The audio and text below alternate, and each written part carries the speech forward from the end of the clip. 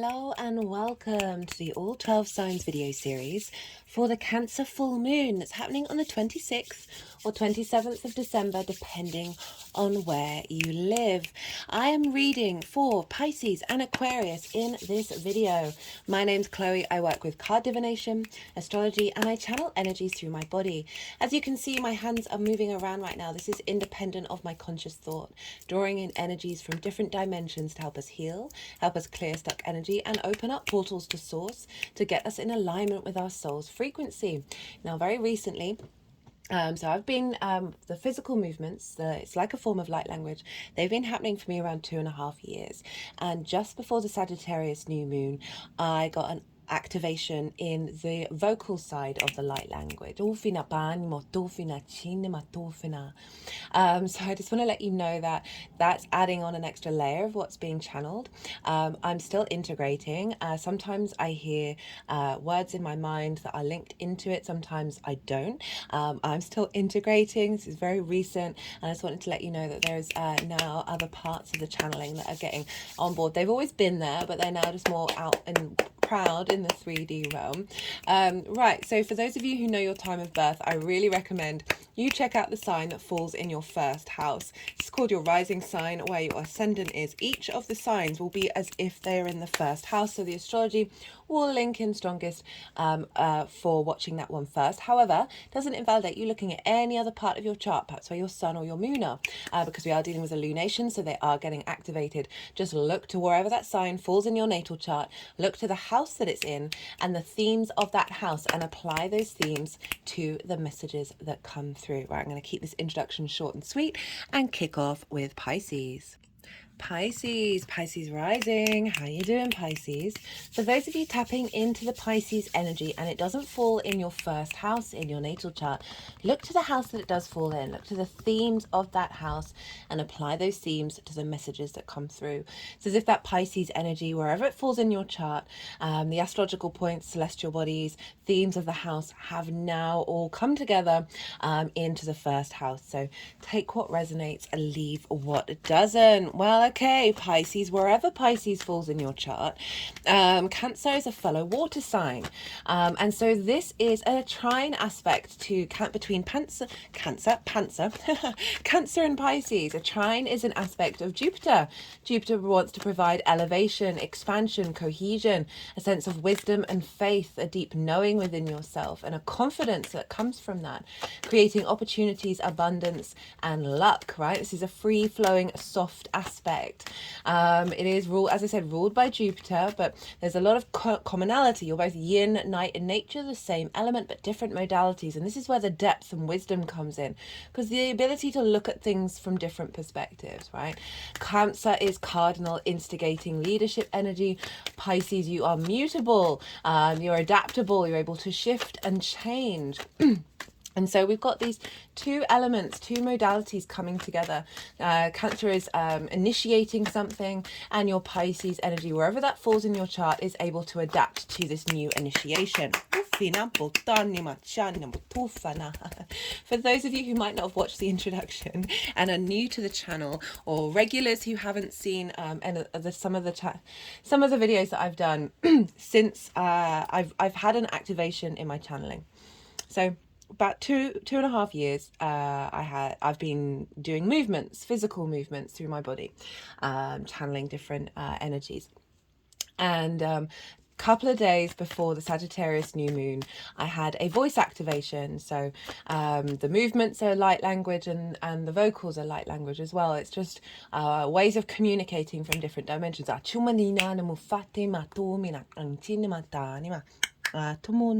help provide download codes and activation codes in your energetic spheres, all the multi-layered capacity of the vessel of the human being. These help clear things out and activate and bring in different frequencies. And so I'm just bringing this up because I'm still in the integration phase. Sometimes I'll get words in my head linked into what I'm saying to give in the English language. Sometimes I don't. But even if you don't understand what's happening, the impact is still resonating. So there doesn't have to be full comprehension for it to work. So do bear with me with all of it. It's just adding on another layer to the way that I channel now. And so it's been quite interesting trying to navigate doing all the things at once. But, you know, I did call my channel all the cards on the table. So there we are. Right. So this trine aspect of harmonizing, of finding wisdom and cohesion, really soft flow, free flowing energy, very supportive, and really helping give a sense of strength with this activation in the sign of Cancer to your Piscean energy that is not only broadening the depth of understanding of Cancer, but facilitating the Pisces energy too in that way. Right, so let's talk about the moon. I am pulling cards for 3 different piles. The first pile is the energy leading up to this full moon, and that's basically from the new moon in Cancer. What have you been working through and what's really coming to a head before this full moon? I work with 6-month cycles, so the new moon unfolds into the full moon and the full moon unfolds into the new moon. So everything that you've sort of been going through and learning leading up to this full moon. And then the second pile is the energy of the moon itself. Now, as I said, I work with 6-month cycles. So even if you're watching this after the event, what I'm tapping into is the energy download that happens at lunations that then unfolds over the next 6 months, whether that's a new moon or a full moon.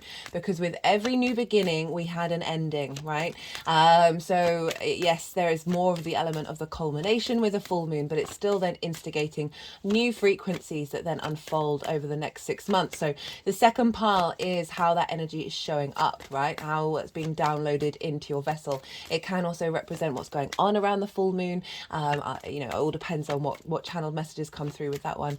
And so this is based off of how the celestial bodies are talking to one another at the time of the full moon. And if you want more detail on that, do check out the Cancer collective reading. Cancer full moon collective reading, because I break down the astrology in a lot more detail in that reading. That was the first collective reading where I've done light language, and there was a lot going on, but it was such beautiful energy, so soft and nourishing and strengthening at the same time. Very yin, water and earth energy going on here. And yes, they may be a little slower than fire and air, but in the long term, these things really cultivate and bring us strength. And if you think about how water erodes everything, right? It has a vast capacity of transformation. It's one of the strangest elements in the universe. There's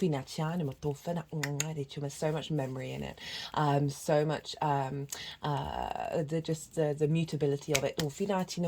Kind of represents a lot of the strangeness of the universe. I think I remember reading once that, you know, they've worked out that you can store more memory in water than you can, I don't know if it's a quantum computer, but just a general computer.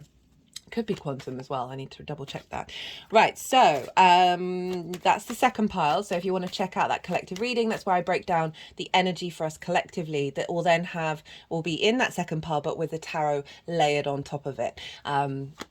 And then the third pile is how this energy is manifesting moving forward. So we'll get sort of a clue about the journey that you're going on and what might be an end result of what's being downloaded in the second pile. Right, so those are the piles, and let's talk about the full moon.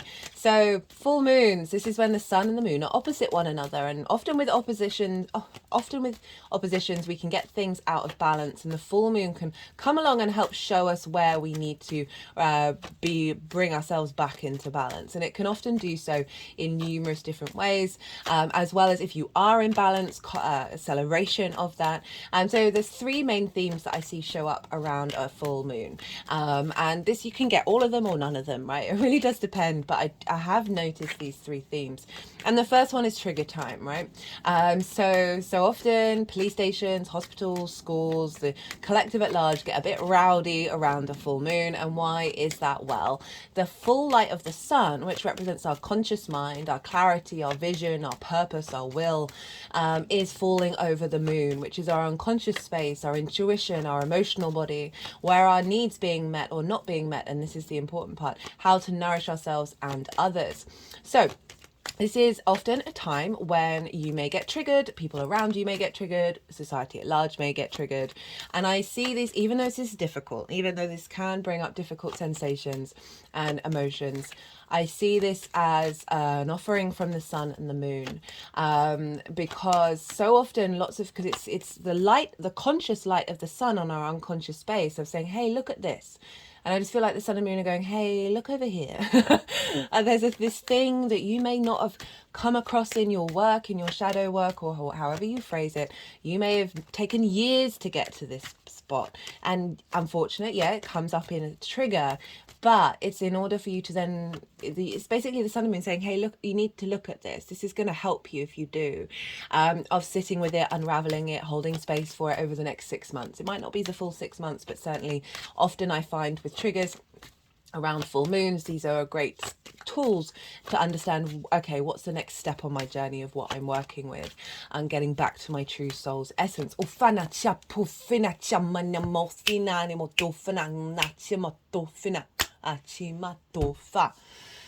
Oh dear, ma. I do like it when they sound like they're getting feisty. So it's a funny thing actually working with this light language, because there's lots of different tones and different vibrational frequencies. And some of them, there's a real warrior spirit that comes out. There's usually a lot more banging, and I've associated it with sort of strong warrior energy. But in my head, I'm like, well, that's just my human preconception of what that energy may relate to. It could, in fact, be linked to fairies playing in a forest, you know? So it's an adventure. It's keeping me on my toes. Anyway, what was I talking about? Right, so the full moon, trigger time. So, as I said, that's the first one. Something may pop up where you're like, and then give yourself some breathing space and then sit with it. Second thing can be, so often when we're doing the shadow work, the inner work, it's very a mental process, right? It's very easy just to sit in your mind and ruminate and figure things out. But so often we need more of a holistic integration. And again, the sun and the moon provide a situation, they provide an offering of a situation or whatever it is that is linked into a previous trauma or a previous limiting belief or a trigger space. And I find they only do it when you're ready. It's not about reinforcing the trauma. And I guess it all depends on levels of awareness of how much the journey takes coming out the other side of it. But that the universe, this sun and the moon will come along and will provide a situation that is familiar, that it has the same themes of whatever it is that's building up. In order for you to, and it must be really frustrating. It's happened to me a few times. I've seen it in other people. When I've talked to people, they've really resonated with this. That it's just like, there's a frustration because you're like, I thought I've worked through this. I thought I've worked on my manifestation, and yet here is the same repeat cycle. And it's not quite that. This is the repeat cycle in order for your mind, your emotional state, your spirit, and your body to walk through this situation in order for it to then realize that it's safe. For me, I find it's really particularly the body, because we store so much trauma in the body. And you can think you're fine, but your body's still like, I'm on danger watch here. And so this situation can come up, and then you walk through it, and all of a sudden you're like, that's not touching me in the same way. That's not connecting to me. I'm not bound by it anymore. There's an element of liberation. Because your body then feels safe, and it's like, oh, that's no longer my reality. And then that helps integrate and helps release that energy. The third thing is a celebration, your needs being met, your nourishment, you're nourishing others and feeling good and feeling nourished, your intuition's on point, your emotional state is fully beaming. These are all things that can happen around a full moon. A celebration of everything you may have been working on since the Cancer new moon, and just genuinely feeling good in yourself, right? Because this is often when these areas of our lives are in balance. And yeah, the awareness is there. So that's the third pile, not the third pile, the third theme that I see show up a fair amount. Let's start talking about astrology in relation to Pisces rising. So as I said, this is a trine with the moon, beautiful water energy showing up here. And for Pisces rising, this is happening in your fifth house. This is the house of your creation energy.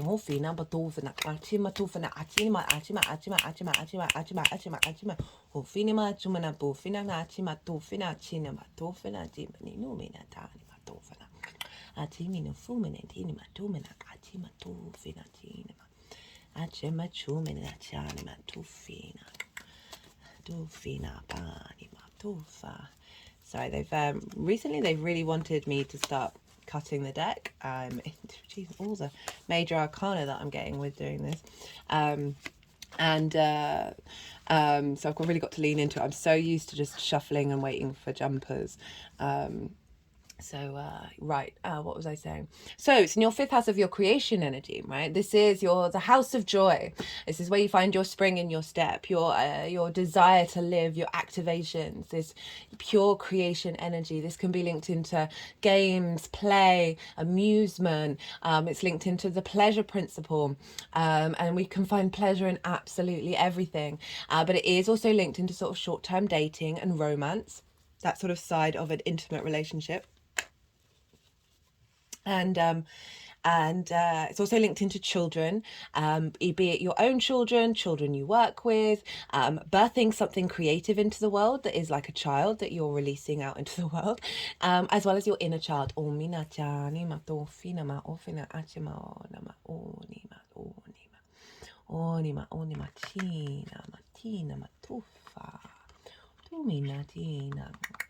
So this is a beautiful moon trining your ascendant of this.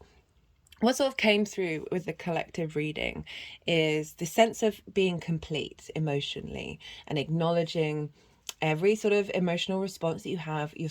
You're done with that, and it's this acknowledgement: I'm complete, I am home, like you are in your own power. And with this is you're activating new emotional connections. So it's sort of essentially a level up, right? Saying like, this level's been done, now I'm moving to the next one. And this is a big rebirthing, because the sun and the moon are opposite one another. So the sun's there. We've got Saturn here in Pisces making a sextile to each other. And we've got Jupiter here in Taurus. There, Saturn and Jupiter are sextiling each other. And Jupiter and the moon are sextiling each other, which is kind of forming a cradle. And then we've got Jupiter and the sun trine. We've got the moon and Saturn trine. So they're forming this structure in which we're being rebirthed out of. But it's still that acknowledgement of, I am complete, I am at home in the womb, in the cradle, in the vessel, but this birthing out into the world of this new vibrational frequencies. And the thing that came up in the collective reading was, so much of what we say and communicate based on an intuitive emotional level, our personal interaction with it and how that operates out in the world is, we don't necessarily always see things clearly, because when we're working with our intuition, it's coming through trauma responses and limiting beliefs. When other people are communicating in, this can be actions, words, whatever it is, we might not necessarily pick up on the layers and the nuance of why it is that they're doing that, maybe based on old formats and old patterns. And that we can what it just feels like is that there, with this full moon, there's an activation of a deeper sensitivity to our own responses and that of others. So it's a higher level of emotional intelligence. So that's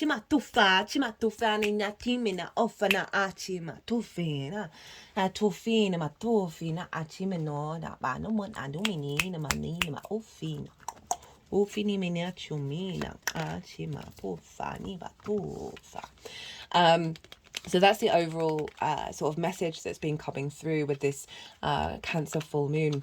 And it's because Jupiter and Saturn are like long-term planets, right? They want us to think in the longer cycles rather than the shorter ones. So it's that emotional maturity of realizing in this moment there's more than what you think is going on. You've got the whole past behind you that's creating a situation. Is your emotional response very short-sighted? Are you angry at this particular thing, which you're not going to care about next week, let alone in a year, let alone in 5 years? And I really feel like because Saturn and Jupiter, 12 years Jupiter, 30 years Saturn of their cycle, this is giving a deeper sense of social maturity in the way that we respond and activate in the world.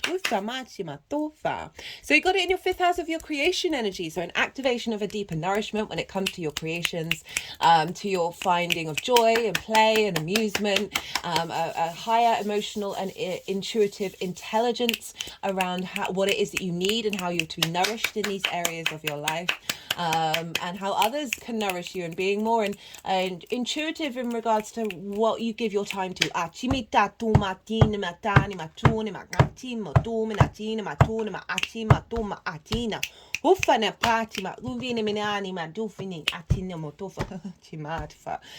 Okay. And the sun is over in the sign of Capricorn, and that sextiles your Pisces energy. So you've got a lot of support here. Sextiles an aspect of Venus wanting to bring connection, harmony, love, creativity, diplomacy, grace. And Capricorn is in your 11th house, and this is your hopes and your dreams, your friends, groups and alliances, and reaping the benefits from your career house, your 10th house, your life purpose. And so the sun is moving through there, so you've got more vision and clarity of your purpose around your hopes and your dreams. More vision and understanding of who you are in relation to friends, groups and alliances. There may be some more visibility around reaping the benefits from your 10th house of your career and your life purpose. So if we link these two together, we've got the moon bringing to completion a level of emotional maturity, and then boosting that. And then the sun, so we want this imbalance of this joy and creativity that you're bringing here to feed into your hopes and your dreams.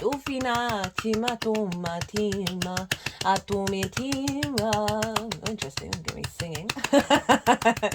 Oh my goodness.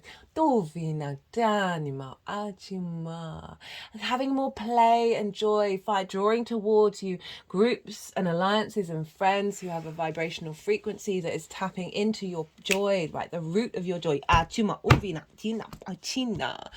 Now, because the moon is in her own sign, she is beholden to no one. So the themes of that house are really, really loud. And then the nature of the moon. So we want to look to the sun. The sun is shining the light on the moon. They're in balance with one another. And the sun is being governed by Saturn, who's in your sign, Pisces. And so the themes of wherever Saturn is impacting what's going on with the sun and what kind of clarity and vision is being poured into the moon. And so Saturn is in your sign for Pisces risings. That's the 1st house of how you embody yourself, how you understand your character, your body, your appearance. It's often how other people see you, because they see your actions rather than behind the scenes cognitive or emotional state.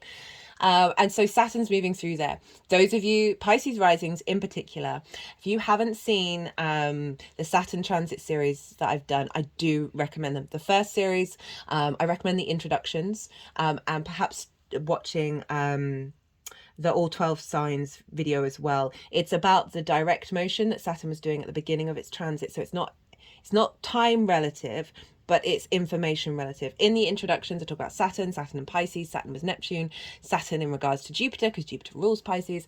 So if you want a deeper understanding, it's happening, for those of you Pisces rising, it's happening in your 1st house. This is a massive transit. The second series was about the retrograde.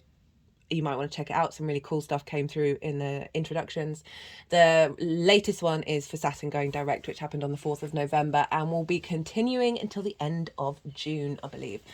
I'm a bit terrible with dates. So big transit, Saturn, duty, responsibility, integrity, legacy, can bring about restrictions, limitations, blockage of visibility, and a re-evaluation of your own inner maturity and your legacy, right? All of the stress testing to your foundations of how to embody yourself, walking your talk, is coming through with that Saturn transit. When you come out the other side of it, you will feel so much more in yourself. It's quite a phenomenon watching that transit with people. Anyway, right, so Saturn is in your first house of your embodiment of self, falling into your hopes and your dreams. So there's this sense of, what is it that you want? What is it that you want? How do you want to move through the world, and how is that reflected in your hopes and your dreams and what it is that you do? And how do you want to be seen in friends, groups and alliances? How visible do you want your legacy to be seen in terms of your career and your life purpose? Ulfina, of reaping the benefits of that. And getting into balance and flow with that energy and strengthening it from that earth space, that foundational space. And then because Saturn is in the sign of Pisces, we look to where Jupiter is, and Jupiter's over in Taurus, which is in your third house. Yes, third house. Yes, I'd written second, even though it wasn't. Third house, which is communication. This is the house of the goddess. This is where we bring our big picture philosophies, our morals, our ethics into our day-to-day, bringing meaning into our day-to-day, spirituality, whatever it is that is sort of a higher principles. This is your local community. This is the things that you do on a day-to-day basis. This is your environment, right? And the way that you communicate. It's the lens in which the information that you collect with Mercury comes out. And so this Jupiter's there, been there for a little while. I've also done a Jupiter transit series if you want to check that out. But Jupiter's been retrograde, still retrograde at the time of this moon, but will be just going direct, so it's very powerful. So Jupiter, again, all those themes that I talked about around the trine of expansion, cohesion, a bringing together and expanding, holding, the capacity of holding everything, deep wisdom, deep knowledge, their sense of faith, and with that abundance, expansion, opportunities and luck. However, Jupiter's been retrograde, so you may have seen all of those things sort of diminish a bit. You may have been going inward and questioning how you communicate, questioning what it is that you need from your local community, and finding depth of wisdom within yourself. And Jupiter's going to start going direct, so you're going to see a lot more momentum with that. So we've got this, I got this trine, this sextile to your first house, but the themes of this third house of how you communicate in your local community, feeding into Saturn, are saying, okay, we want this transformation, this sense of creative joy coming through to come from a sense of inner wisdom in the way that you understand your environment, right? And how to build on that and do things on a day-to-day basis that is helping you embody yourself and motivate your hopes and your dreams, and finding joy and creativity and your deep intuitive nature around that. So beautiful little formation there, all very earth and water here. So for those of you who have heavy earth and water charts, this is going to be very in link with your natural frequency. Jupiter's in Taurus though, so we want to look to where Scorpio is, which is a fellow water sign. So of all the signs, Pisces, anything you've got in Pisces is making a grand water trine by sign, with things in Pisces, the moon in Cancer, and then Venus in Scorpio, which is in your ninth house of how you see yourself in the world, those big picture perspectives that I talk about, Jupiter bringing the meaning into them, into your day-to-day. So morals, ethics, philosophies, how you connect to source, to book religion, to nature, to science, the matrix that is bigger than you, that you know you're a part of, and figuring out how that works and broadening your perspective. So Venus is moving through there, finding more flow and understanding of the transformative nature of who you are on this planet, right? Feeding into Jupiter of being able to communicate that wisdom, that harmonization, and the connection that Venus is making, a sense of love and value of who you are, pouring into the way that you communicate and the way that you find meaning in the day-to-day, which is then influencing your embodiment of self and how other people see you and how you're able to facilitate your hopes and your dreams, all leading back to the beautiful moon in Cancer that is providing a high vibrational level around your creativity. It's just making me come up, think up with the inner child work, or which they were quite vocal about when I was listing those things. That our inner child can have so many wounds around the pleasure principle. There's a lot of addiction in the fifth house, because when we face neglect or whatever it is, we then our inner child's running around and quite loud. And if you be around kids, they'll eat, not all kids, but the desire to eat all the chocolates in the box, and then that stems out to different addictions. We're all addicted. If you've got a phone, you're addicted. You may be managing that addiction, but the way everything is set up in our current structures is to feed dopamine, to feed cortisol, to feed adrenaline, and not longer term hormones. So this can very much, this soothing, this mothering aspect of the moon coming in here, of helping upgrade your inner child, let it know it's safe, let it know it's at peace, and then for that vibrational frequency to sort of level up and mature, and then really help you connect to what creativity truly means to you and what your pleasure principle really is. And so much of that can be blocked. Right, okay, I am going to leave it at that. All the cards have come out. You've got a fair amount of major arcana here, and do look to where your sun and your moon are in your natal chart. Look to the houses that they're in, the themes of those houses, and apply those themes to add those themes to what's going on, because your sun and your moon often get activated, obviously, with lunation cycles. So that'll add on a more personal understanding of how this moon is showing up for you on top of this general reading. I'm going to go quiet. We just had the yang day action side of the reading, the go, the stimulation, all the information, can't shut up.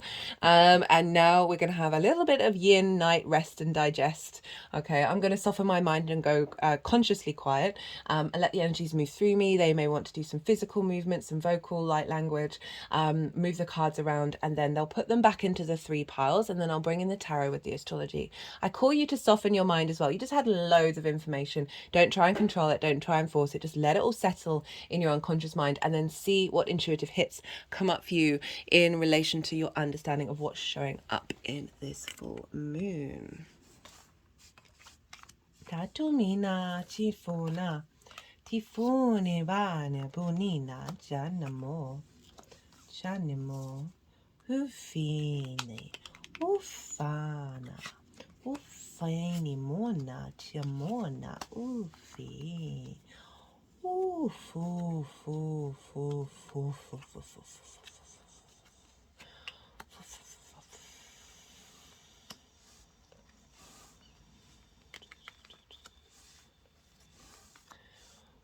Fini buffacci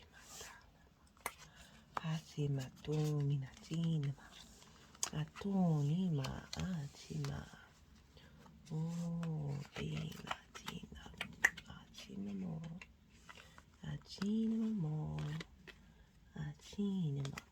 timi acinama tofini batina acima tomina Dofina, Intama, Chamo, Dina, Mina,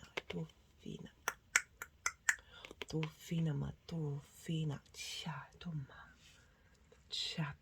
Dofina, Chatna, Chinama, Ofo, Inama, Tomina, Chimina, Ufanatana.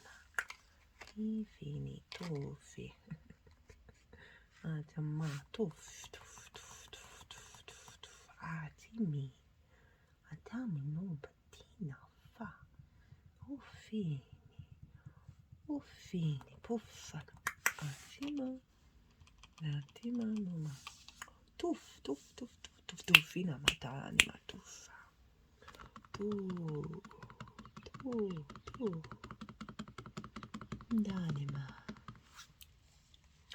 Okay, so kind of feels, sometimes this happens that cards are like, they want to be in more than one space at once. So we had some interesting movements going on with these 2 cards. Now what was coming through is, so this is the lead up to this full moon. So from the new moon in Cancer, linked into all of those themes around the 5th house that I was talking about. And this is the Two of Pentacles, and it's kind of this way. So it's implying that work's been done, but it's not quite it's not, there's been, Jupiter's essentially been kind of blocking this process, because this is the Jupiter card. And for Pisces risings, Jupiter is one of your rulers because it rules your rising sign. If it was Sun or Moon, that would still be having a big effect, as well as the other personal planets of Mercury and Venus and Mars. But those in particular of like having Jupiter having a lot of sway. And so when Jupiter's retrograde, this is, you're not necessarily seeing, so if these were more upright, or if this was kind of in reverse and this was upright, it'd be like there's now forward momentum, but because Jupiter's still retrograde and won't be going direct until after this moon, I just kind of feel that this work that you've been doing with the Two of Pentacles has there's been some roadblocks, there's been some hindering, it's been slowed down. And the Two of Pentacles, this is you working through, what does joy mean to you? What does creativity mean? What does pleasure mean to you? This card is very much survival mode. You see here they're juggling, right? They're trying to keep this in balance. They're so focused on keeping the balls in motion that they're not actually able to move forward. There's movement, but there's not momentum. It's almost survival mode as well, because I like to point out there's massive waves and these ships are on it. And it's like, imagine being on that ship. You're in the now, but you're in survival now.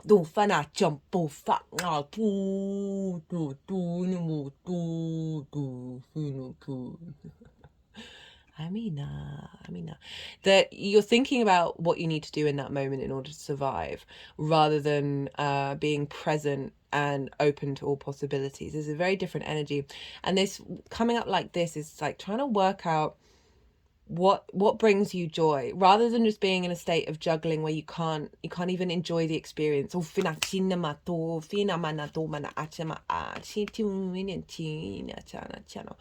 That this isn't allowing you to be present. And that can be for various different reasons, right? That can be inner child work, that can be relationship dynamics that have sort of blocked off your ability to find that joy, find that creativity. Just this Two of Pentacles, it just feels it's showing up, and you've been like, okay, how do I sit with this? How do I work with this? Just as an element of dissatisfaction. With the Wheel of Fortune, which is all about fate changing and no longer being at the bottom of the wheel and being stuck in that heaviness of survival mode, but fate lifting up and providing opportunities and vibrational frequencies that is allowing in a new journey. And I'm getting that. It's just, it is sort of, I feel like that there is an element of, you might not see the full release of this work until Jupiter goes direct. But you're definitely getting support. If you think about the Wheel of Fortune, it is acknowledging that everything is a cycle. That this too shall pass. Just not necessarily seeing it in the lead up. Bits of it, right? But not the full transformation. Speaking of transformation, we've got, this is for the energy of the full moon, and I really like this combination. This is the Tower. Love the Tower. The Nine of Pentacles and the Empress. And so this has felt like any blockages, so this is, right, before you start getting scared about the Tower, look, all the trouble is at the top. The foundations are still strong. So what came through when I saw this, I was just like, okay, so this is a breaking up of old patterns that have been blocking your pleasure and your creativity and your joy. Moving away from rumination and releasing energetic fields in the body, pulling down these structures to reveal the strength of your foundations.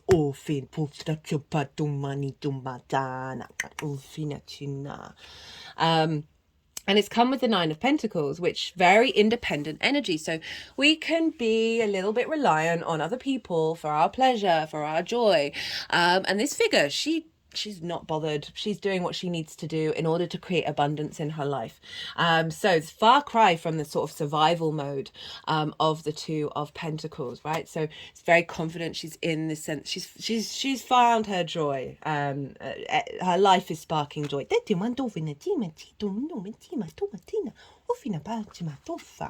And we got this with the Empress, which these are both sort of very Empress energies. And Empress is Venus. She's over in the sign of Scorpio, as in getting you to understand your true abundant nature in the 3D world. The Empress is Venus's favorite place to be is the 5th house. She's not there at the moment, but this is an acknowledgement of the abundance, the fertility, the creativity that's coming through, the fertile energy of the Empress coming in with this full moon.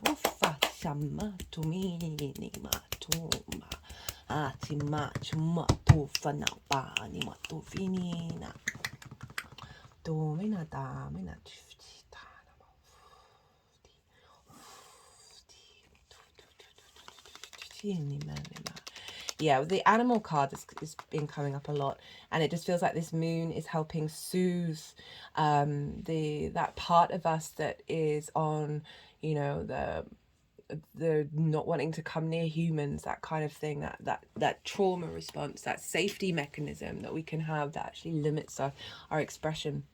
And a lot of clearing of soothing that, and then being able to harness the power behind it. So, you know, I was talking about intuition, or I should move this back up. I apologize, I keep forgetting to do that. Of moving into your intuition and your own needs being met, and being able to intuitively understand what you need in order to find joy. And then for how this energy is manifesting moving forward, we've got the Knight of Cups, 3 of Pentacles, and the Sun. So Knight of Cups, Knights embody their element, they embody their suit. This is creativity, love, emotional responses, flow, insight, intuition, and the Knight of Cups is like the true romantic, of seeing the life, the world that we live in through rose tinted spectacles, and is going to defend that and find the love wherever it can. But it's action orientated, which I like for the 5th house, of you putting this into action and being open to love, open to joy, open to creativity, and acting upon those instincts and that intuitive drive. And we got it with the 3 of Pentacles and the Sun. The 3 of Pentacles represents mastery and collaboration. So this figure truly knows what they have to offer, and they do that, and they enjoy that. They find joy in what it is that they do. They don't seek outside validation, but in the process of it is drawing towards people or energies, or however it shows up, of like-minded people that have different things that they have to offer in order to create something beautiful, this church, and long-lasting. So there's a real sense of collaboration here with people that bring joy, right, and bring love, and bring amusement and play and curiosity and creativity, in order to, perhaps you may be meeting some more people that are in alignment with this frequency. This could be creative pursuits that you then put hard work into. Maybe you've got 3 different skills all working together. Again, this is a maturity with your inner child.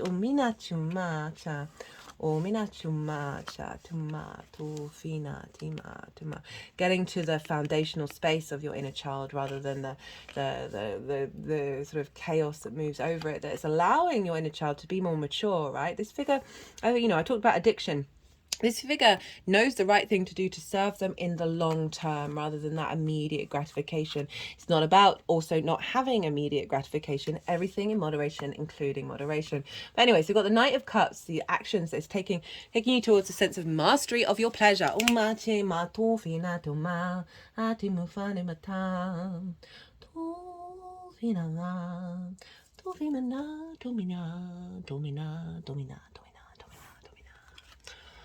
And the sun, vitality, joy, and look, here's the inner child.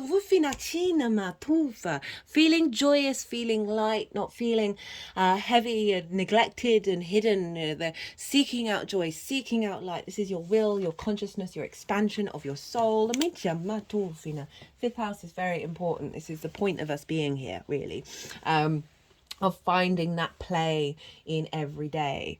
And with Jupiter over in your third house of your day to day, this moon is being influenced by that, of wanting to bring that meaning into the day to day, into your hopes and your dreams, into your embodiment, that meaning of creativity and joy. Yeah, so right, let's get some clarifiers for you, Pisces.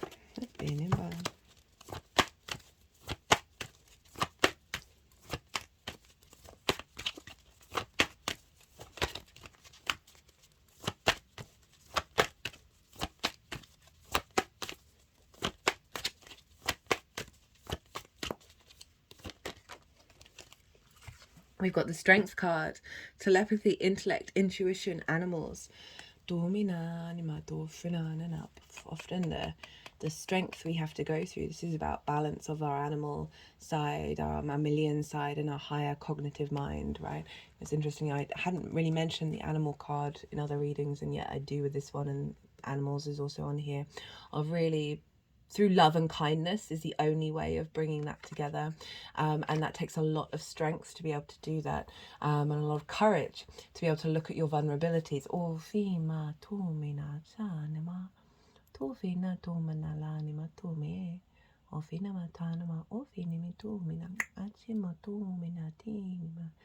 Just I've got a pearl in one of my earrings, and they're just wanting to hold that a sense of protection and grace. And okay, it's reminding me of how pearls are, because there's a bit of grit that gets into the oyster that the oyster is annoyed at, and then creates a protective shell around it so it doesn't annoy the oyster itself. And it's layer upon layer upon layer upon layer upon layer upon layer, that it feels like you're clearing through those layers and getting to the essence of yourself. It's still the vessel is still beautiful, but it's shifting away from needing to be protected, and acknowledging your own strength to be able to look at these things, whatever's shown up for you, with real love and kindness, as I said, of seeing the beauty in the journey. Okay, I'm going to leave that at that. Let's get another clarifier with the numerology deck. Let's see what wants to come through for my lovely Pisces. And Chiron's just gone direct at the time of this full moon, and so that really is helping us with this forward momentum around the medicine that is linked into the wounds, rather than focusing on the wound itself. Okay, final card for my lovely Pisces. Interesting, we just got forgiveness that's come up. Yeah, it takes a lot for us to be able to navigate that. Got relationship change of true forgiveness, of really being at peace with something, with the people involved, the situation itself, and feeling that fully in our bodies. Got relationship change as well. So I feel that it's your relationship change with joy and with creativity, with amusement and play. This also could be relationship dynamics that you have as on a romantic basis, as well as your relationship change with your inner child. This could be about your inner child needing to forgive parental figures or certain situations that may have cropped up that have felt that they have been limited by that. Right, Pisces, I'm going to leave it at that. Thank you so much for being here with me. It's an honor and a privilege. Be good to yourselves, Pisces. Be good to those around you. And most importantly, be well until we meet again. Aquarius rising. How you doing, Aquarius? For those of you tapping into the Aquarius energy and it doesn't fall in your first house, look to the house that it does fall in, look to the themes of that house and apply those themes to the messages that come through. It's as if that Aquarius energy with all the connotations of your natal chart, astrological points, celestial bodies, themes of the house have now all moved to the first house. So take what resonates, leave what doesn't. Right, for those of you who haven't watched the introduction, I'm just going to say very briefly, those of you who are new, those of you regulars who might not have caught this already, I think it's only come up so far in the Sagittarius new moon oracle reading and then the collective Cancer full moon reading, that I've been channeling energies through my body with physical movements that you can see right now for about 2.5 years. And just before the Sagittarius new moon video, new moon itself, the voice part of that activation happened. So the movements are like a form of light language, and now I've got vocal light language coming through.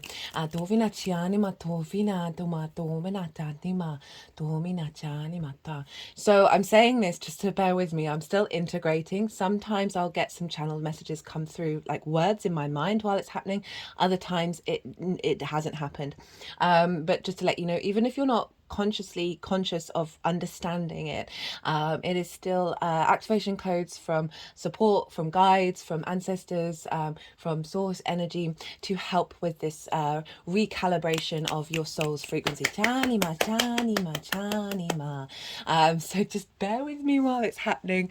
Yeah, we'll it's definitely been quite interesting.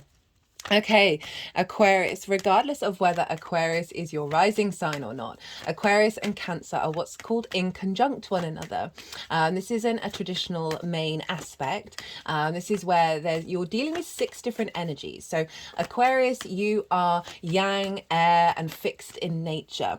Cancer is yin, water, and cardinal in nature. So we've got 6 different energies trying to figure out how to work with one another. It can feel like you're grinding your gears, miscommunication, some frustration, crossed wires. And so when you I love the in conjunct. It's like herding cats. Once you realize that's what you're doing, you come up with new and interesting ways of doing that, of getting them all to talk to one another.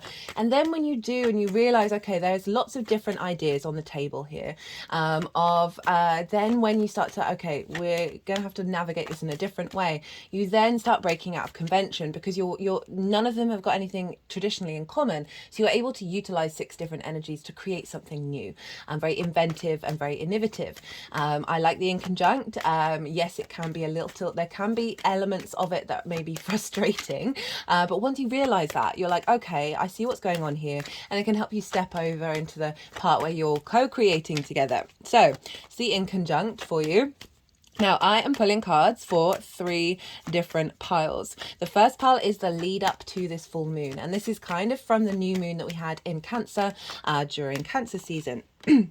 And so it's everything that you've kind of been working on that was infused around that new moon, and it can also be things that may have come up very recently towards the full moon, just generally the journey that you've been on and how you've been working with it and navigating it. And now we've got the full moon, which is the second pile. So this is the energy of the full moon itself that's being downloaded into your vessel. I work with 6-month cycles, and I see both the new and the full moon as a time of energy downloads and upgrades that then unfold over the next 6 months.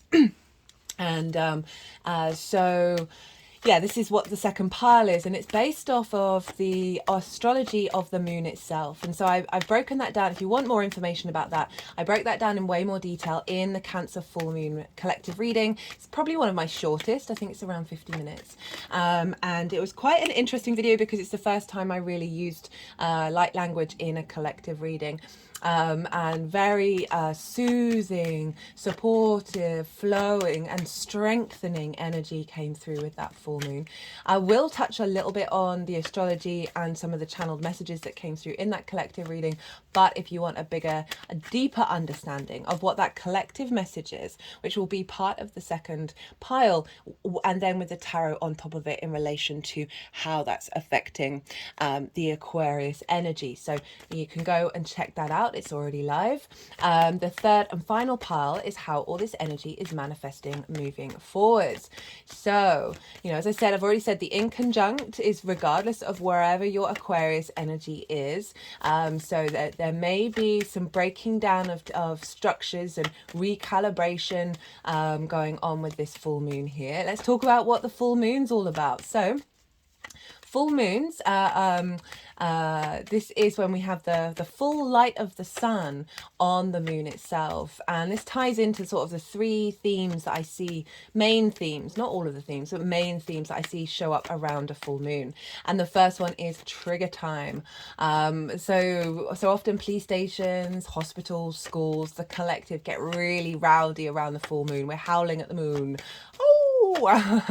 And why is this? Well, as I said, the full light of the sun, our cognitive mind, our purpose, our will, our animation, our vision is taking up the whole of the moon. So we've got all this clarity from our conscious space pouring onto our unconscious, right? Our emotional body, our intuition, how to nourish ourselves and others, and most importantly, whether our needs are being met or whether they are not being met.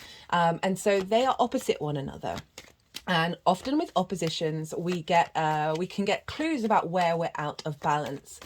Things showing up in one area of your life and feeling that the other side isn't balanced out with that. And so we get full moons, and this can bring about for the first pile, the first theme, trigger time, right? And so this can be something blowing up in one side or the other to help you realize of getting that into balance. And this can be situations that show up that are triggering. And I know this is difficult and uncomfortable, but I've just seen it so much, not only in my own life, people I talk to, people I engage with, that a situation can crop up that reveals something from the unconscious space that you may not have noticed, right? And it can come up in the form of a trigger, an emotional response, a sense of imbalance. This can be you, this can be people around you, society at large. And this I always see as an offering, and this is what's helped give me peace about certain situations that I've been in. I've shared this with other people. I see how the impact that's had. This is an offering from the sun and the moon, basically saying, look over there. That something's coming up from the unconscious that you may have taken years to get to. And whenever we get a full moon, we can often get rewards. I know it seems counterintuitive when something difficult shows up of being like, okay, what am I looking at here?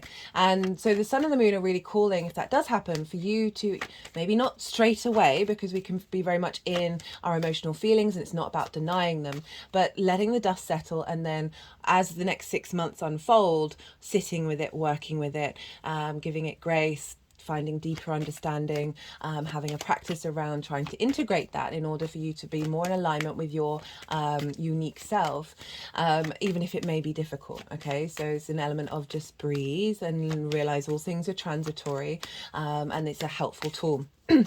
Second thing is, so often when we've done the inner work, when we've done shadow work, whatever it is that you want to call it, it can be often very much in the mental sphere. And it's an easy route to take, and our minds are phenomenal at being able to figure things out. But we often need a more holistic approach when it comes to integrating limiting beliefs, trauma responses, and all of those sorts of things. That the universe will provide a situation. I rarely see it when someone's not ready. Like I don't ever feel comfortable saying that, but I'm mindful of it might not always be the case. It's just I've not really seen that, but anything's possible. That it's usually when you're ready that the universe will come along and provide a similar scenario, not the exact same one, but a similar one that's linked into those sorts of difficulties. And you can be like, why is this showing up? I thought I'd done the inner work, I thought I'd got my manifestation levels high, and yet here it is coming along, repeating the cycle. And it can be really frustrating, but it's in order for you to physically walk through it. It's about integrating the mental with the emotional, the spirit, but I find the key is the body, right?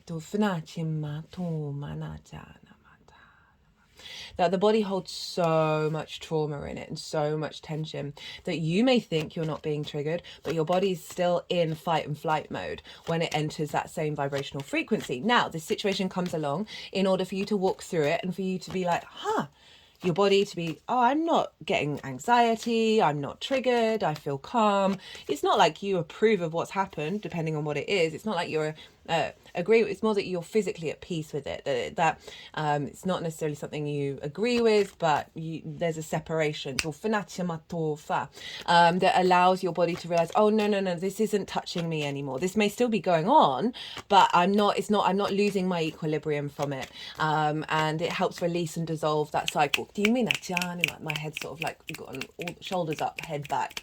Moving back and forth. Lots of stuff around the throat chakra.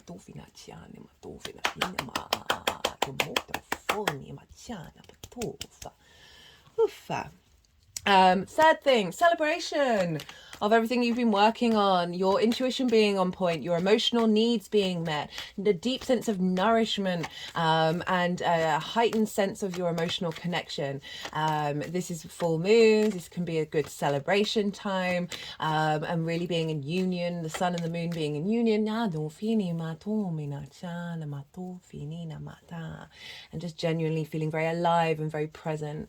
It is a yin moon. It's very yin. There's a lot of aspects that are in water and earth, so it can potentially be an inner celebration, an inner softness moving through the body. Chiron's just gone direct, so we're able to mitigate a lot of we're taking more action around the medicine rather than the wound itself, and that's tying in with the sort of, I'm going to briefly mention some of the core messages that came up with the collective reading, is a sense of I am complete in this emotional landscape, acknowledging that like you've done the level, feeling at home in that level of honoring that experience, and with that activating new emotional connections, because the moon is in her own sign. She's being governed by nobody, and so she's incredibly powerful.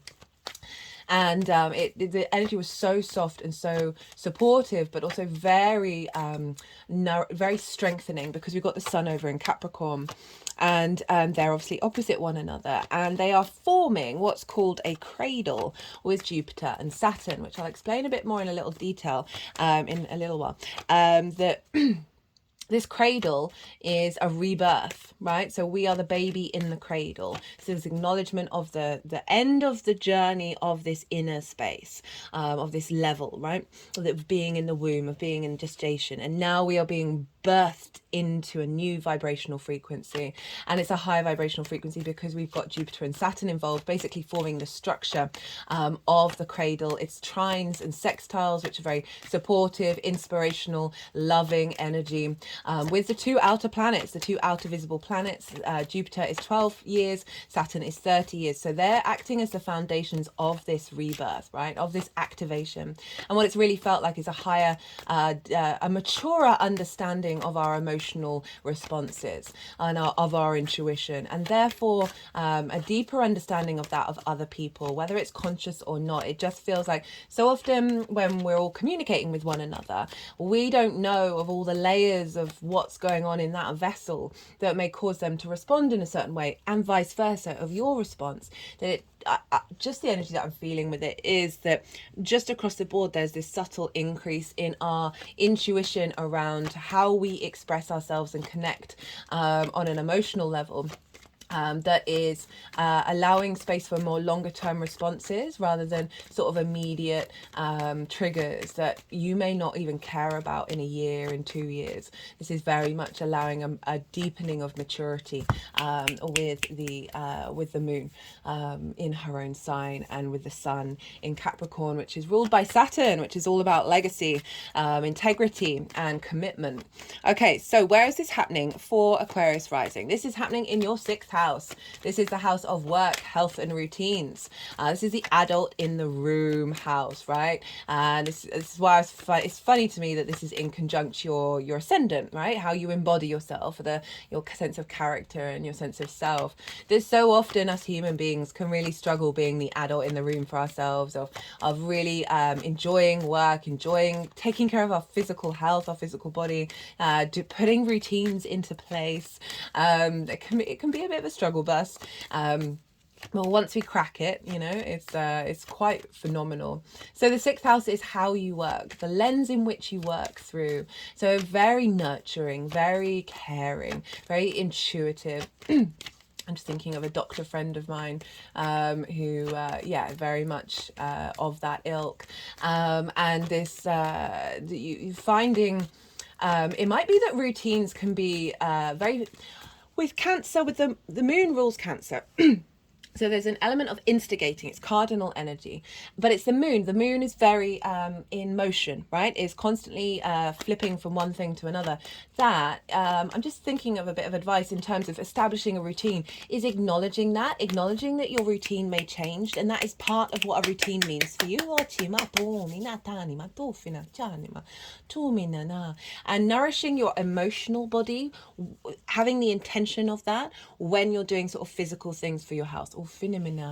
Taking care of what you put in your stomach and being really mindful, really sending love into the food that you're cooking for it to digest. Cancer rules the stomach. So we've got a big full moon here of elevation of your understanding of how you work and the emotional intuition around the way that you embody your work, and having more emotional strength around whether you're visible in the way that you work as well. It's also linked into co-workers, the sixth house. So if there are any difficulties around working with other people, I feel like this full moon is going to help navigate that. Having more intuitive understanding about what your physical body needs in order to heal. Having a more intuitive and emotional connection to establishing routines. These are all big things that can happen with the sixth house in the sign of Cancer. So that's what's going on with the full moon. It really feels like a deepening emotional, intuitive connection to the way that you work, and finding flow within that, and finding nourishment, and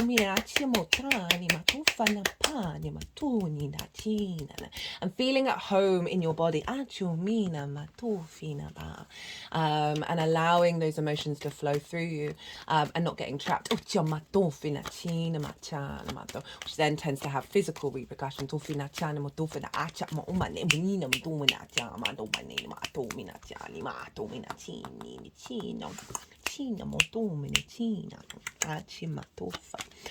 Right, so because the moon is in her own sign, she is not being governed by anybody else, so she's very dominant in this full moon. But we do want to look to the sun and who's ruling the sun, because obviously the light of the sun is falling on the moon itself. So we've got we're looking through the lens of Capricorn.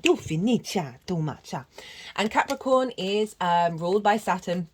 And this is in your 12th house, and this is the house of mysteries, the unseen. This can be where the things of the unconscious lurk. And that doesn't just have to be in the mind. It can be in any layer of this vessel that we've incarnated in, whether we can see it or not. And this is often where depression and anxiety and loneliness and isolation and grief can show up. And it's because it can be linked into trauma responses and limiting beliefs that so often these are in our unconscious mind and are our unconscious responses. It can be a heavy transit when we've got things moving through Capricorn, just to let you know that you may just feel more withdrawn, you may feel a bit more triggered, a bit more in your feelings, a little bit more sensitive to that which is hidden from you. But underneath all of that is the magic of your soul. It's a very magical house, the 12th house, because it's the occult, what was hidden, what we cannot see, and there's so much magic that we cannot see. It's ruled by Saturn, which is all about integrity and responsibility, commitment and legacy, walking your talk, and can bring about limitations and frustrations. Can bring up. There's a lot of things with Saturn that can feel very heavy. You can also, there's a lack of visibility, and often so Capricorn and Aquarius, wherever they fall in your chart, obviously for Aquarius rising, it's your 12th and your 1st. These areas of your life can take a while to mature. So it's usually around mid-30s that those signs really start to get activated. It's not that things don't happen in those signs. It's just you're a bit more grinding your gears before the weight of that responsibility shifts and changes, and you can get a bit more joy out of it. Anyway, the sun is moving through there. I love the sun moving through the 12th. There is more vision in your unconscious. It's like a light in the dark. And so we've got the clarity of the sun of that which is hidden in your unconscious. And so often there can be limiting beliefs around stepping up and committing to yourself and being the adult in the room and making sure that you've got your health routine sorted, the way that you work and finding joy in it and not seeing it as a burden, all of these things. And so the sun is providing illumination of that which may be hidden, helping provide light and clarity and enable to let things go. So that it's a really supportive, this moon and the story of this moon is very supportive for this area of your chart. Now, Capricorn is ruled by Saturn, so we want to look to where Saturn is, and Saturn is in your second house of your resources, the skills that you have, the skills and the tools that you have in order to make regular money, manifestation energy, the things that you value, and most importantly, how you value yourself. Now, I've done quite a few transit series with Saturn in Pisces. If you want to go check that out, where I break down Saturn in Pisces in way more detail. The first series, check out the introductions. I talk about Saturn, Saturn in Pisces, Saturn with Neptune, Saturn in regards to Jupiter. And then the latest one, so the retrograde one was the second one. The latest one is for the direct motion that happened on the 4th of November that will go to end of June, I believe. And so it's a big transit wherever Saturn is, and it is one of your rulers for Aquarius risings because Saturn rules Aquarius traditionally, and that's what I work with. I can see why Uranus is linked into it, but I do find that those bigger outer planets do not want to be tied down to any particular sign. That's just my intuition on that one. So Saturn in your second, more responsibility and duty around your skills and your tools, having the commitment to be able to bring them into a longer term legacy. Perhaps limitations and restrictions around being able to see your own value in order to go into the depths of the ocean and realize that it is just full of abundance.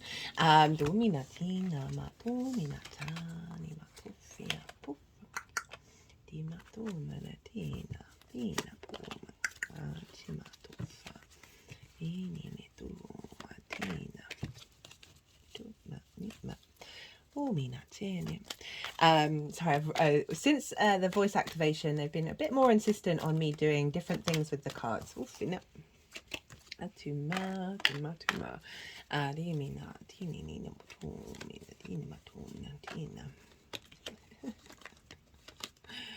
Okay.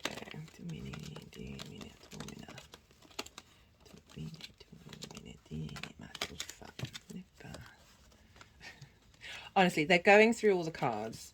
I'm trying not to put any attention onto the cards that they are picking.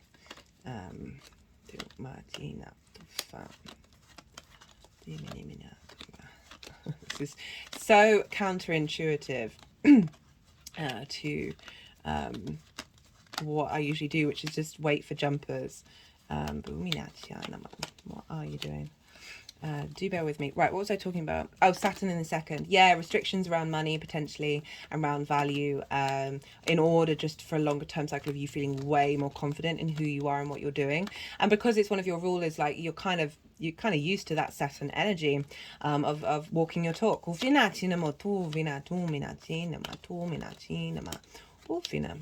I just decided to go through the whole deck. And so Saturn is influencing your 12th house and therefore having an effect on the moon. So Saturn wants you to value yourself, wants you to walk your talk and know what you have and the skills and resources and the strong foundations that you have. So a good sense of value. And that's feeding into the 12th of helping clear away any blockages around that. And then we want to look to where Jupiter is, because Jupiter traditionally rules Pisces. And Jupiter is over in the sign of Taurus, which for you is in your 4th house of your roots and your foundations, your ancestors, both blood and source energy, your parental figures, the roof over your head, and the things that you do in private.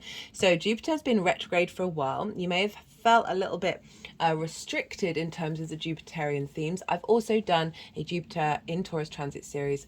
You might want to check it out, even though it was just for the first half of its direct motion, just to get some overall themes. I'm not sure if I'm going to do another Jupiter in Taurus transit series. It all depends on how the cookie crumbles. So Jupiter retrograde, questionings of faith, questionings of expansion, of a sense of bringing together of your private life, of the wisdom that you have within you in your foundational space. This sense of expansion, luck and opportunities around those themes of connecting and finding grace and confidence in your home life. You may have just felt that just go in a little bit in order to create a deeper sense of wisdom within yourself. So often when we go through phases of questioning things, we uncover that which we may have skipped, which is the point of the retrograde. Jupiter is retrograde for this moon, but will be going direct not long after, when we're going to see a real shift around that area of your chart. And so Jupiter's influencing Saturn by rulership and also by aspect, because they're all aspecting one another by sextile or opposition or trine. So we've got very inspirational, creative energy birthing us out into the world. But Jupiter in your 4th house is like, I want this embodied wisdom, this internal wisdom in your roots and your foundations to feed into Saturn and your sense of value, that's feeding into, hey, no, we're not putting up with certain things in the unconscious space.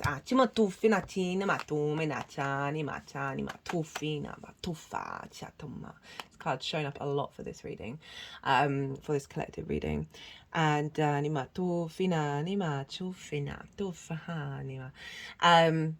it's very funny. I've just seen a message pop up on my phone from a friend I think she's just given birth, so it's quite appropriate that that's come up during a Cancer reading. And the rebirth. Right, what was I saying? We're not holding on to those things anymore in that unconscious space, and that's feeding into your understand. Like, I just get a feeling of you're able to embody a sense of maturity in the 3D world. That is clearing away some blockages that are also linked from your ancestors as well, with that 4th house energy. We also want to look to Scorpio, because that's where Venus is, and Venus rules Taurus. So this is over in your 10th house of your career, your life purpose, how the outside world sees you, the sense of reputation. So Venus is impacting Jupiter, of saying, hey, we want to bring a connection and harmony on this intense ability to speak the truth, basically, with Scorpio, of going into the darkness and having the confidence, being able to express yourself. And Venus is definitely giving a lot of support there in feeding into your 4th house, of saying, right, want a deeper understanding of where you're headed and what you're doing, to feed into your foundational space that then is affecting how you value yourself, clearing out stuff in your unconscious. It's allowing you to take care of yourself better, to facilitate this longer term goal of where you're headed, of your life purpose.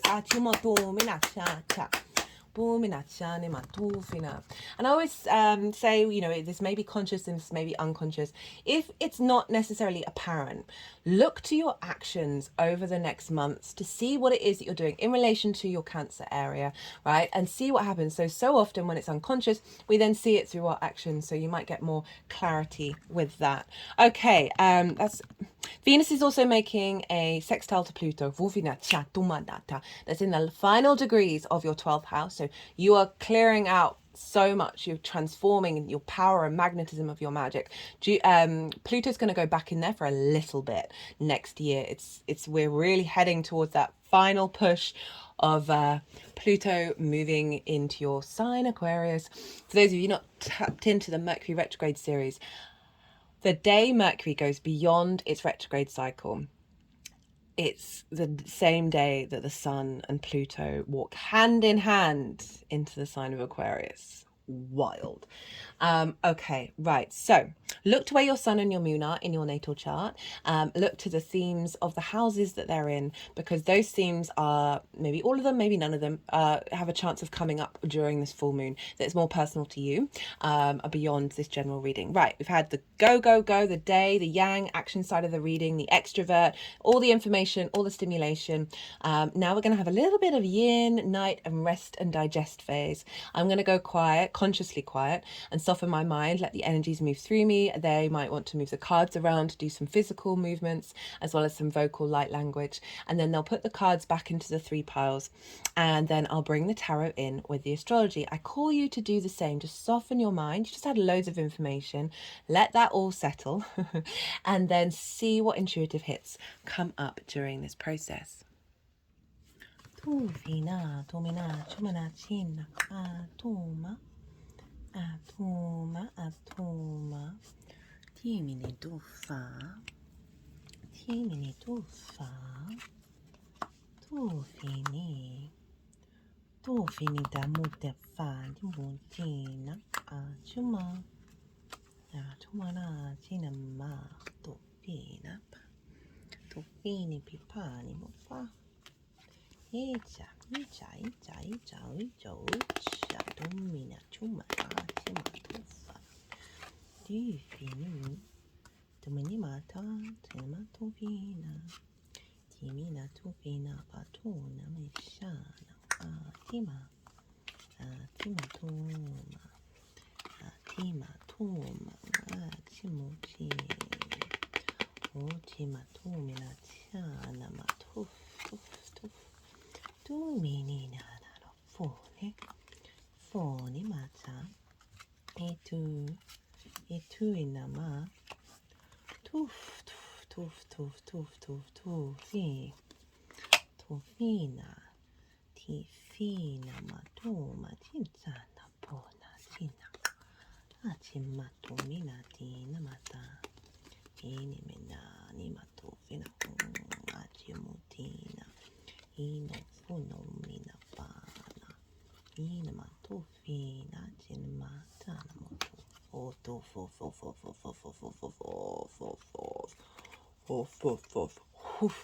hufina matufina chana matufa atmina ufana tina bufana angatuma tintu pantina mana uminenantima umina to to tifa Tifa tufini matufani chambatani matoma atia tia oh hoina anima tu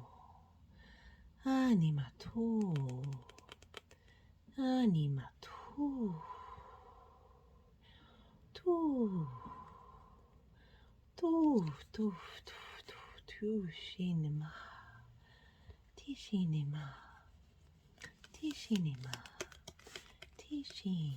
tumina matani matana achima tuminina ini ino funo potima huffo finicha pumina chana mata ini mituma no matina matuma nanatina matu omitu fono tu Oni putumina chani na to ina tofina etima tofati pa chima homina maduma atichana matu uini matumina tomata patoma doma china. Okay, Aquarius. They were doing some work with the oracle cards. I will be doing a oracle reading. So all these cards I always pull before doing the collective reading. There's quite a few, so I'm going to do a separate oracle card reading. They, I've noticed the tone of me going off is usually when it's clearing some heavy energy.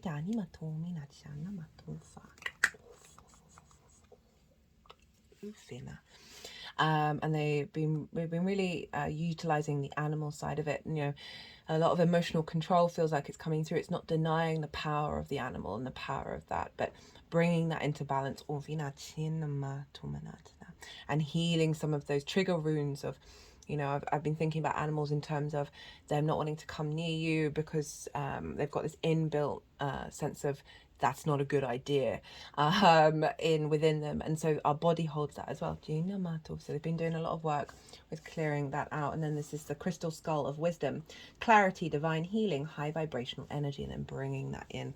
Okay, so these cards have been showing up a lot for this transit. It's not surprising, with Cancer being our personal emotional response to our emotions, right, and to water and what that means to us. We've got the Five of Pentacles, we've got the Five of Cups with the Three of Swords. So we've got two fives and then we've got two sixes, right? We've got the Six of Pentacles, Six of Cups, and the Eight representing alignment. So if we think about the sixth house of work, health, and routines, and how I said it's like the adult in the room, and then linking back into the 12th where the sun is, there's a lot of unconscious responses coming from, you know, Jupiter's in your fourth as well, which is parental figures, of certain responses coming from neglect and coming from not having our needs being met, that we then recreate that by not taking care of ourselves, basically not being the adult, not parenting ourselves. This is about scarcity. This is about feeling left out in the cold and feeling neglected. Neglect is often a strong word that I bring in with the sixth house, because you know, we can very much be in that state of mode and find it as a difficult place rather than a place of ease. And so again, all these fears around not having enough, not being enough, not being supported. This could be linked into co-workers. This could be not able to support yourself because you're in that kind of neglect mode, in that kind of scarcity space, and it can be really difficult to break out of, you know. And we've got it with the Five of Cups, and this represents grief, a loss of flow, loss of ease, and what we always need to be reminded of is that there's always a way back to unity. That grief isn't linear. We can hold space for both of these, right, in order to find peace with whatever it is that we're going through. And so this can be grief around that you may have issues around health, or just being able to see clearly and emotionally connect to your work, and not feeling like you've got that flow in your step when it comes to work, that it's also supporting your health and your routines. So burnout, right? Interesting to come through with the Five of Cups, but it's because if we're applying that like loss of abundance and being around like-minded people and being in flow and grace and ease of the Three of Cups, then that's discord around your working environment, your health and taking care of that, as well as the routines that you establish coming from that unconscious space. We've got the Three of Swords. So this heartbreak, this can be things that people have said to you that have meant that you can't commit to your work. Okay, they've just put my hand around my throat chakra. Because it is swords, right? It's what ideas and constructs that have limited your heart space, right? And to be able to nourish yourself and love your body. It is a vessel. And it loves you so much, and understands the journey that we are all on in reconnecting, to not feel any shame, any resentment, I'm wanting to cry, any regret, any resentment, any grief, any pain.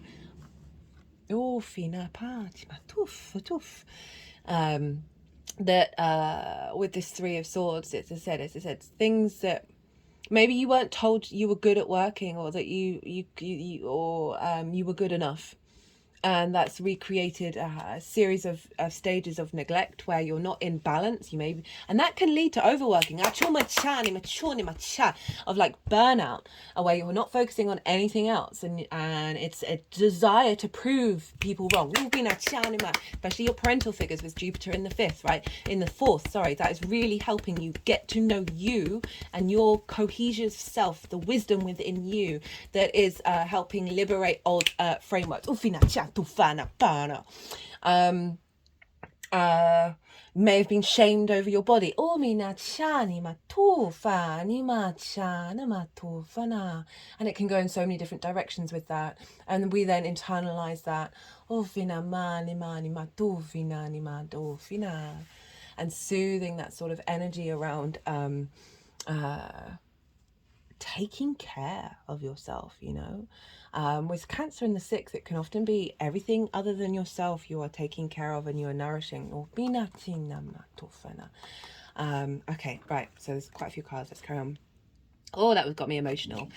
Right, so crowning this energy. So these things over the last 6 months, they may have been events that actually crop up, or you have just maybe have been contemplating this energy, seeing it naturally come up in your mind, or whatever it is, thoughts that you may be having, that you have then been spending time navigating, because we've got some good cards showing up on top of that. We've got 2 sixes. Sixes are very protected energy, right? It's usually an offering from the outside to help guide you onto the next stage. And strangely enough, we got the 6 of Cups. And it's the biggest house. It's the biggest house in the tarot. And it made me, when I saw it, I was thinking of Jupiter, of the work that Jupiter is doing there to help bring you wisdom from your ancestors, or from your past lives, from your parental figures, from just spending time in private meditating, or whatever it is. Like, meditation just doesn't have to be sitting there. You could be doing the washing up or whatever it is. And finding wisdom in what's happened in the past, because this very much represents being offered something from the past to help provide a sense of safety and security, and more ease with it. You see these flowers are coming out of the cups. This represents emotional abundance, of being able to smell something. It smells sweet, right? The flowers also have a sweet smell, of being able to look at the past with that nature, rather than holding the pain and the frustration of that all. So when that card shows up, I'm always like, great, we're getting emotional balance around where we've come from, who we are in this moment, and how we want to unfold like a flower moving forward. And it's come with another 6, the 6 of Pentacles. This is about rebalancing. If we see here, I've just realized I'm an idiot, guys. We've got the 5 of Pentacles and the 6 of Pentacles. We've got the 5 of Cups and the 6 of Cups. And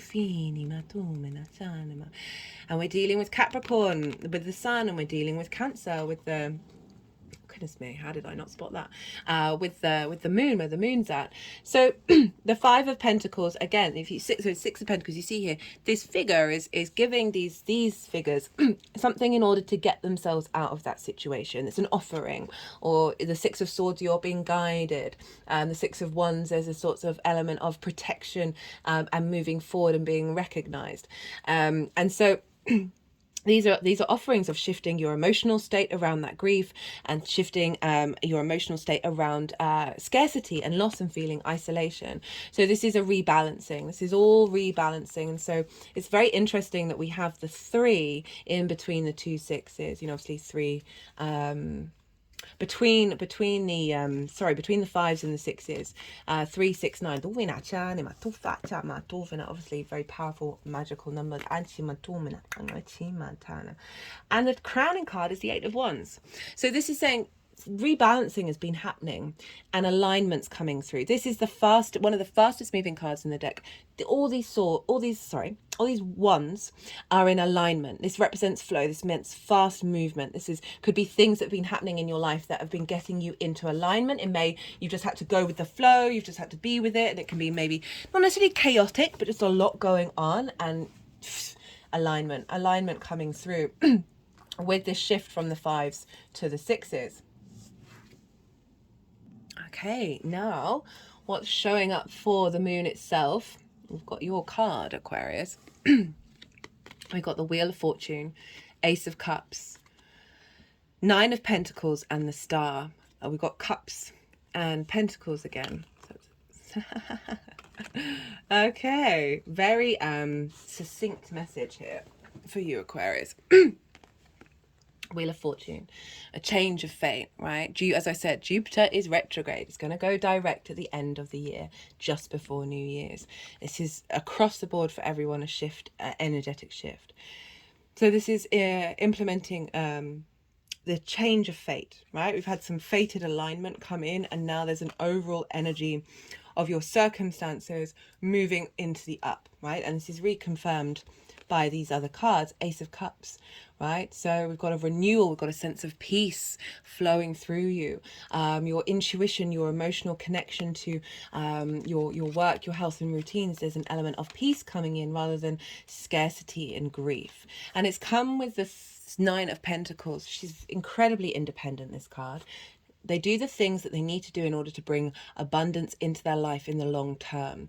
So I can't remember if I talked about, oh, that's it. So yeah, I talked about burnout. Where you're prioritizing everybody else's needs and nourishment over your own, because it's in the 6th house. And this is saying not anymore. Doesn't mean that you're not helpful, doesn't mean that you're not nourishing to others in the way that you work, but it's making sure that you're in alignment for your long-term abundance, your physical health. It's Pentacles here. And your physical, your earthly stability in your unconscious mind.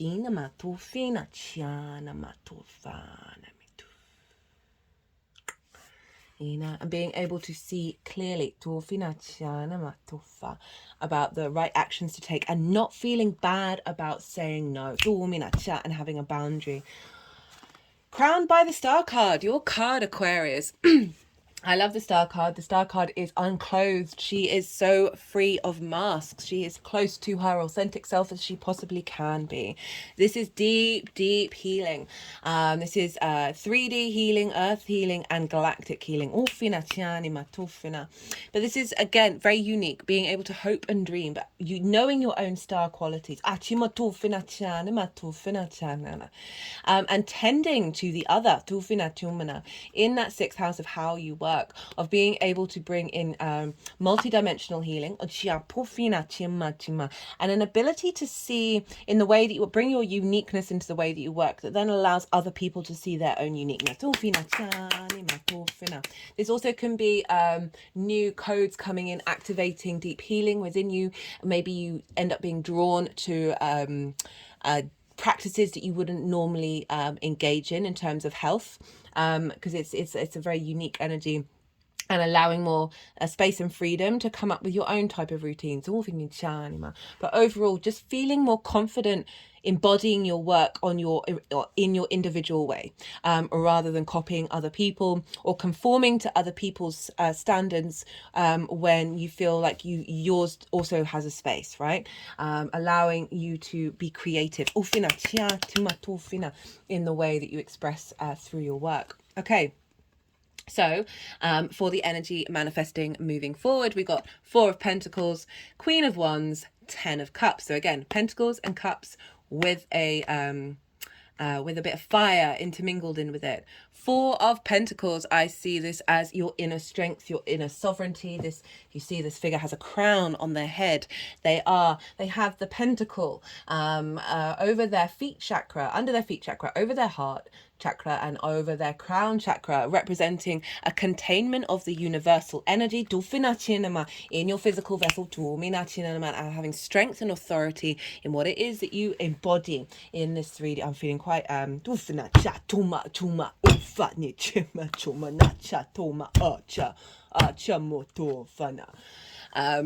it's been so interesting channeling vocally.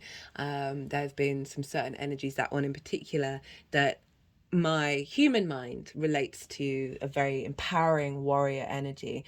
And it could well be just fairies playing in a forest, but have that kind of tone.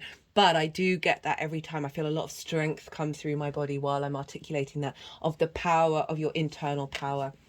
and really being able to take care of your vessel and having the container in order to do so. A lot of power with that, with the Queen of Wands and the Ten of Cups. So the Queen of Wands, queens nourish and bring the depth and cultivation. They observe, they strategize, they nurture, and I love that this is coming up in the 6th house of you tending to your individual spark, right? This very independent queen. She's also lucky with the black cat, and she's, you know, holding the sunflower means you're always following the light, right? You're always following the calling, the pull of the activations and the depths and the growth.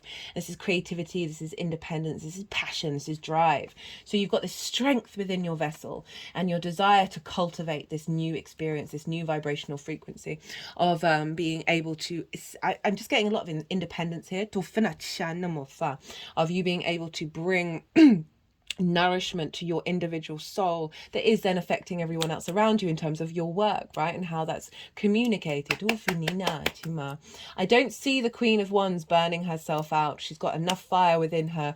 You know, if I'm talking about work burnout, you've got strength coming through, you've got the fire to keep going, and then you've got the emotional nourishment, right? So we've got the Ten of Cups, very powerful card. It's the only rainbow in the tarot. This represents outward contentment. So whereas the Nine of Cups is more inward contentment, the Ten of Cups is that outward experience that flows in other areas of your life. You've got the nuclear family, but all that does is represent family, home, work, right? And all the other possible things that what a full and vibrant life can look like for you. This is just a visual representation. So with the work, health and routines, and again, remember, we're working with Jupiter and Venus. They're in the 4th house of your foundations, your 10th house of your career. Saturn's over making sure that you value yourself. That's going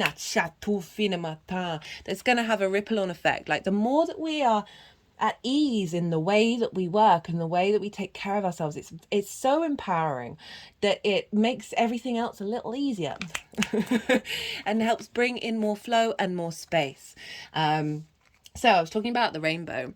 So this, if you think about the chakras, it's light, the white light refracted in a prism. And we are the prism. And if you turn these cups on the side, in Sanskrit, chakra is wheel. And so these kind of look like wheels, the vortexes that we have within us that are in alignment. So moving away, you know, there's a lot of alignment coming up here. So moving away from some heavy energies, which I'm not surprised you've had Saturn leave your sign. You're readjusting and figuring things out and having the confidence to clear those things out and not embody them anymore. Yeah, across the board, most people have had one or two of those cards, so it's not that surprising, but then a real alignment coming in with that shift with the Wheel of Fortune. It's bringing you back into your true nature and your galactic way of working, and then coming into strength and nourishment and connecting to the spirit within you and really being able to be more in alignment and be more confident being yourself. I'm really getting that quite strongly. Okay, right, let's get some clarifiers for you, Aquarius. Let's see what wants to come through. This is the First Light Tarot. All the decks are in the description box if any of them take your fancy. Power, understanding reality. And so often what we think is reality is actually a distortion. They're really focusing on the fixed water here, and it's making me think of Venus up in Scorpio, of you nourishing your physical being as well as your emotional connection to your work and how you're seen and you're visible,